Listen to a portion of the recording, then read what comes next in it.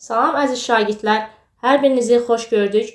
Bugün sizlər üçün fizika 8-ci sinif dərsliyində qeyd olunan qüvvə və onun növləri dərsinə aid öyrəndiklərinizi tətbiq edin, öyrəndiklərinizi yoxlayın hissəsində olan sualların izahını verəcəyəm.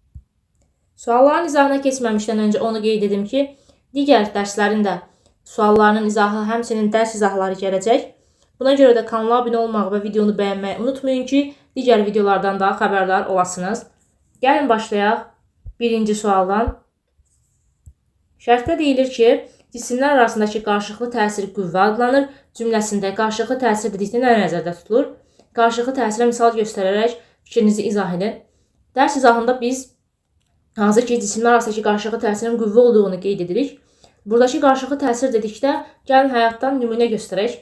Məsələn, siz ayağınızla topa zərbə vurduqda bu zaman ayağınızın ağrıdığını hiss edirsiniz. Düzdür, ayaqqabı ilə olanda bu təsiri biraz az hiss edirsiniz. Amma məsələn, yalın ayaqla vursaz, bu zaman daha çox hiss edərsiniz. Və buradan da aydın olur ki, siz topa zərbə indirirsiniz, yəni ona təsir göstərirsiniz və bu zaman top da sizə təsir göstərir, yəni sizin ayağınıza təsir göstərir. Buna görə də qüvvə deyilən anlayış ortaya çıxır ki, hansı ki, cisimlər arasındakı qarşılıqlı təsir qüvvə adlanır.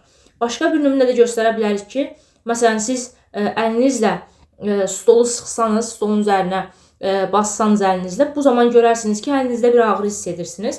Necə ki, siz stola təsir göstərirsinizsə, stol da sizə təsir göstərir. Belə nümunələr misal göstərə bilərik.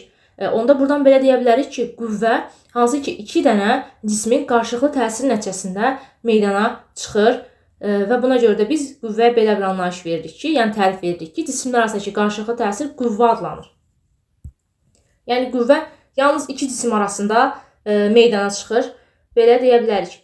İkincidə, cismə təsir edən qüvvənin istiqaməti dəyişərsə, cismin hərəkətində hansı dəyişikliklər baş verə bilər? Ola bilər ki, sən onun sürətini artıra və ya azalda bilərsən qüvvə ilə təsir etməklə. Hansı ki, hərəkət istiqamətində qüvvə ilə təsir etsən, əlbəttə ki, onun sürəti artar. Hərəkətinin əksinə olan qüvvə ilə təsir etsən, onun sürəti azala bilər və yaxud da sükunətdədirsə, onun sürətini artıra bilərsən. Məsələn, ola bilər ki, topun sükunətdə dayanıb, sən gəldin müəyyən bir qüvvə ilə təsir etdin. Neyniyəcək? O sükunət halından çıxacaq, artıq hərəkətə başlayacaq. Yəni, sürəti artacaq. Və yaxud ola bilər ki, hərəkət istiqamətinin əksinə olan bir qüvvə ilə təsir edəsən, onun sürətini azalda bilərsən. Həmçində hərəkət istiqamətini dəyişə bilərsən. Velosiped düşünün. Velosipedlə siz düz yolda irəliləyirsiniz. Bu zaman döngəyə gəldikdə dönmək istəyirsiniz. Onda siz velosipedin hansı ki, qolunu döndərməlisiniz. Bu zamanda deməli, siz əvvəlcə düz gedirdiniz, tutalım ki, indi sağa doğru çevirdiniz velosipedin qolunu. Bu zaman gördüyünüz kimi hərəkət istiqamətinizi dəyişdiniz. Qüvvə ilə təsir etdiniz əlbəttə ki, velosipedin qoluna, roluna. Yəni, siz müəyyən bir qüvvə ilə sağa doğru istiqamət verdiniz. Qolunuzun qüvvəsi ilə. Üçüncüdə, şəkildə təsvir olunmuş qüvvələrin hər birinin qiyməti 240 Newtondur. Hansı qüvvələr bir-birinə bərabərdir? Biz bilirik ki, qüvvə vektorial kəmiyyətdir. Vektorial kəmiyyətdirsə, biz qüvvənin istiqamətinə də baxmalıyıq. Yəni, bunların ədədi qiyməti bərabər deyə, bu 4 qüvvə də bir-birinə bərabər deyil. Burada qüvvələrin hansı bərabərdir soruşsaz, istiqamətləri eyni olana baxmalısınız. Baxın, 1 və 3-ün istiqaməti eynidir deyə, artıq bu qüvvələr bir-birinə bərabərdir. Amma fikir versəz, 2 sola doğru yönəlib, 4 isə sağa doğru yönəlib. Bunlar ədədi qiymətcə bərabər, amma istiqamətcə əksdir. Buna görə də biz bu qüvvələri bir-birinə bərabər götürə bilmərik. Amma 1 və 3 qüvvələri bir-birinə bərabərdir. Çünki onların həm istiqamətləri eynidir, həm də ədədi qiymətləri bir-birinə bərabərdir. Dördüncü sualda. Dinamometrə bağlanmış cismi suya daxil etdikdə dinamometrin göstəricisi dəyişir. Şəkilə əsasən cismə təsir edən ağırlıq qüvvəsini və Arximet qüvvəsini müəyyən edin. Gəlin əvvəlcə birinci hala baxaq. Fikir versəz, bu halda sadəcə bizim cismimiz suya batırılmayıb, yalnızca havadadır. Belə olan halda əlbəttə ki, cismə ağırlıq qüvvəsi təsir edib aşağıya doğru müəyyən bir mg. Həmçinin bu zaman buradakı bu dinamometrin göstərişi sadəcə ağırlıq qüvvəsinə bərabər olacaq. Yəni mg-miz elə 3-ə bərabərdir. 3 Newtondur. Baxın, burada görsənir 3 Newton olduğu. İkinci halda isə fikir versəz, artıq burada cismimiz suya salınmışdır. Biz də bilirik ki, suya salınmış cisimlərə Arximet qüvvəsi təsir edir. Aşağıdan yuxarıya doğru. Deməli, Arximet qüvvəm yuxarıdır. Həmçinin qeyd etdik ki, buna müəyyən qədər, mg qədər ağırlıq qüvvəsi təsir edir. Belə olan halda gördüyünüz kimi, artıq burada bizim dinamometrin göstərişi baxın 1,5 Newtondur. Niyə azaldı? Çünki Arximed qüvvəsi artıq yuxarıya doğru təsir etdi. Yəni bu dinamometrin göstərişini azaltdı.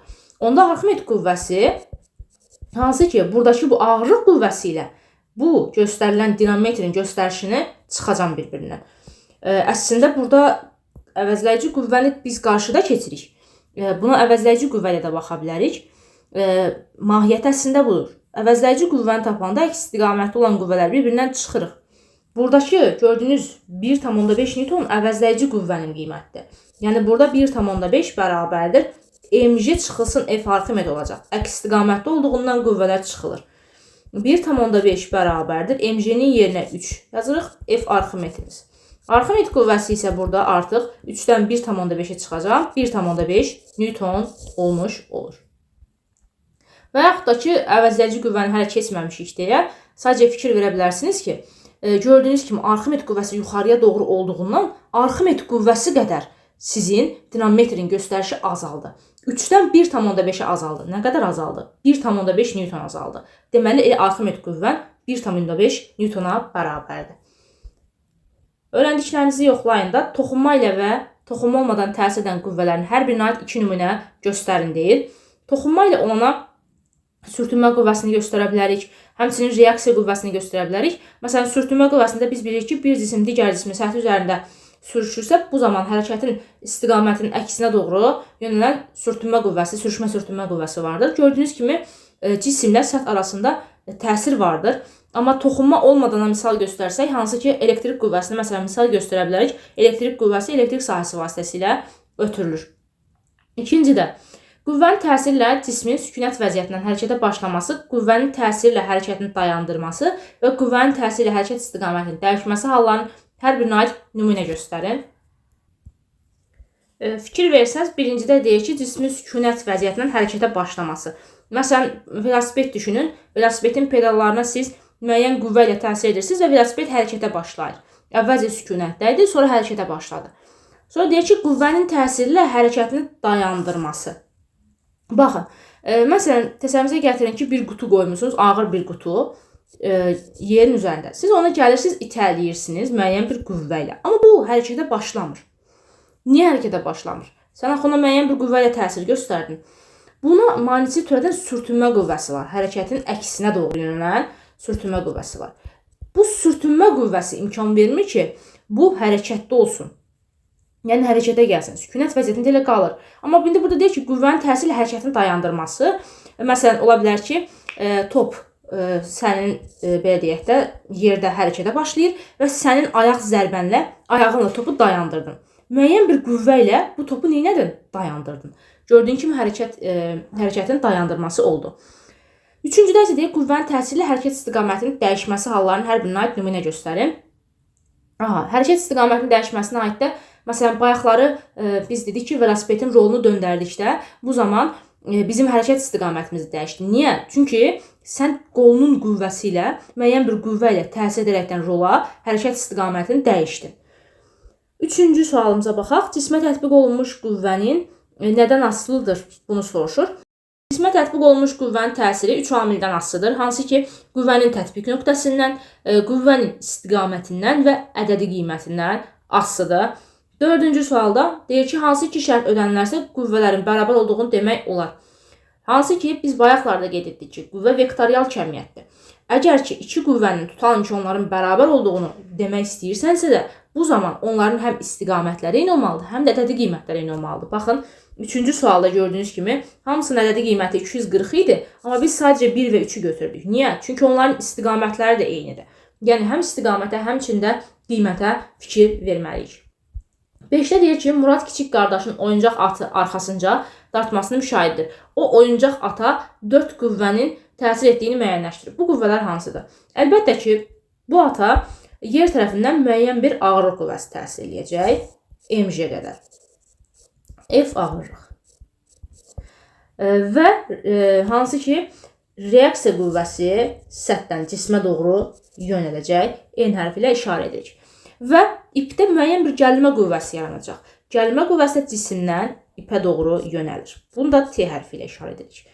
Və əlbəttə ki, hansı ki, Muradın kiçik qardaşı onu dartırsa, bu zaman səthlə oyuncaq arasında müəyyən bir sürtünmə qüvvəsi meydana gəlir və sürtünmə qüvvəsi əlbəttə ki, hərəkətin əksinə doğru yönəlir. Əgər ki, Muradın kiçik qardaşı gördüyünüz kimi atı sağa doğru dartırsa, onda sürtünmə qüvvəsi onun əksinə, yəni sola doğru olacaq. Səthlə baxın at arasında, oyuncaq arasında. Bu da oldu F sürtünməmiz. Deməli 4 dənə qüvvəmiz oldu. Ağırlıq qüvvəsi, reaksiya qüvvəsi, ipdə yanılan gərilmə qüvvəsi və həmçinin sürtünmə qüvvəsi. Beləliklə, əziz şagirdlər, sizlər üçün öyrəndiklərinizi tətbiq edin və öyrəndiklərinizi yoxlayın hissəsində olan sualları izah etdim. Ümid edirəm ki, sizlər üçün yararlı oldu bu izahlar. Kanala abunə olmaq və videonu bəyənməyi qeyd etdiyim kimi unutmayın. Özünüzə yaxşı baxın, sağ olun.